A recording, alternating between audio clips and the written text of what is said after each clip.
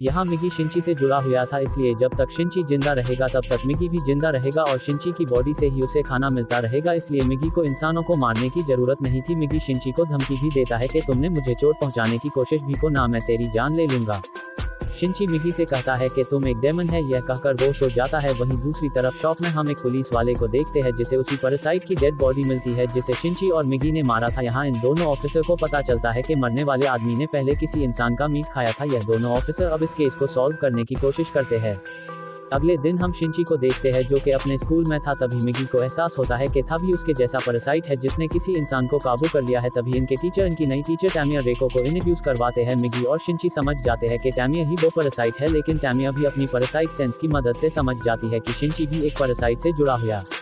फिर इसके बाद शिंची भी टामिया के पास जाता है। टामिया कहती है कि मुझसे डरो मत, यह टामिया पैरासाइट बाकी पैरासाइट से बहुत अलग होती है, इसे एक्सपेरिमेंट करने का बहुत शौक होता है, यहाँ तक कि वो एक और पैरासाइट के साथ मिलकर अपनी इस बॉडी को प्रेग्नेंट भी कर चुकी होती है क्योंकि वो देख सके कि इस तरह पैदा होने वाला बच्चा आखिर क्या बनेगा। यहाँ शिंची उसको कहता है कि तुम इस स्कूल में क्या करने आई हो। टामिया कहती है कि वो बस नॉर्मल लोगों की तरह जीना चाहती है। वो शिंची से कहती है कि मैं तुमसे और बात करती मगर तुम्हारी गर्लफ्रेंड हमें देख रही है, कहीं उसे ऐसा ना लगे कि तुम उसे भूलकर नई टीचर पर फिदा होगा हो। इसलिए टामिया शिंची को बाद में मिलने के लिए कहती है। अब की सातोमी जो कि इन्हें अब तक देख रही थी वहां से उठकर चली जाती है। टामिया शिंची से कहती है कि मुझे स्कूल के बाद मिलना। मिगी भी टामिया से मिलने के लिए तैयार हो जाता है। वो शिंची से कहता है कि मैंने पहली बार ऐसा पैरासाइट देखा है जो कि इतना शांत होकर अपनी होस्ट की बॉडी में रह रहा होता है। अब टामिया के बारे में और जानने के लिए शिंची बाद में टामिया से मिलने जाता है। टामिया ने यहाँ पर दो और पैरासाइट को भी बुलाया होता है जिनमें से एक हाई स्कूल स्टूडेंट शिरमदा होता है और दूसरा एक ऑफिसर डे होता है। यह दोनों टामिया के साथ मिले होते हैं। टामिया शिंची से कहती है कि हम पैरासाइट को सर्वाइव करने के लिए आपस में साथ रहना होगा। टामिया ने इन पैरासाइट से मिलकर एक नेटवर्क बनाया है और हम सब एक दूसरे से जुड़कर एक दूसरे को इन्फॉर्मेशन देते हैं ताकि हम सब इंसानों के बीच छुपकर रह सके और अपने लिए रोज इंसानों को मारकर खा सके। टामिया शिंची से भी इस नेटवर्क से जुड़ने के लिए कहती है। तभी शिंची कहता है कि मैं पूरी तरह से तुम्हारी जैसा नहीं हूँ, तुम सब एक मॉन्स्टर हो। टामिया कहती है कि हाँ हम एक मॉन्स्टर हैं, इसीलिए मैंने मिस्टर ऐसे मिलकर एक एक्सपेरिमेंट किया है जिससे मैं प्रेग्नेंट हो गई हूँ क्योंकि हम दोनों ही एक पैरासाइट है, तो जो मेरे अंदर बच्चा है वो आखिर क्या होगा। तभी मिगी तुरंत कहता है कि तुमने वो इंसानों की बॉडी में किया है, इसीलिए तुम्हारे अंदर एक इंसान का ही बच्चा है। तभी टामिया कहती है तो फिर हम सब कौन है? अगर हमारे अंदर इंसानों का बच्चा है तो असल में हम कौन है? हम बस इस बॉडी के जरिए जी रहे हैं। टामिया कहती है कि हमारे जीने का मकसद क्या है? टामिया कहती है कि इसलिए मैंने हमारा नेटवर्क बनाया है और मैं पैरासाइट के फ्यूचर के बारे में सोच रही हूँ। टामिया शिंची को धमकी देती है कि अगर तुम्हें हमारा साथ नहीं देना तो हमारे खिलाफ कुछ भी करने की कोशिश मत करना, नहीं तो मैं 3 मिनट घंटे में ही पूरे स्कूल को खत्म कर दूंगी। शिंची बहुत डर जाता है। अब ये तीनों शिंची की डरी हुई शक्ल देखते हुए यहाँ से चले जाते हैं। तभी मिगी को कुछ एहसास होता है। मिगी शिंची से कहता है कि मिस्टर ऐसे सावधान रहना, मुझे वो ठीक नहीं लगता। अब इसके बाद एक घर को देखते हैं जो कि दिखने में बहुत शांत होता है और यही वो पैरासाइट शिरमदा और मिस्टर इंसानों को खा रहे थे। फिर वो दोनों टामिया के पास जाते हैं। टामिया खुद पर एक्सपेरिमेंट कर रही थी, इसीलिए वो इंसानों को खाने की बजाय इंसानों की तरह रह रही थी। वो इंसानों जैसा खाना भी खाती है।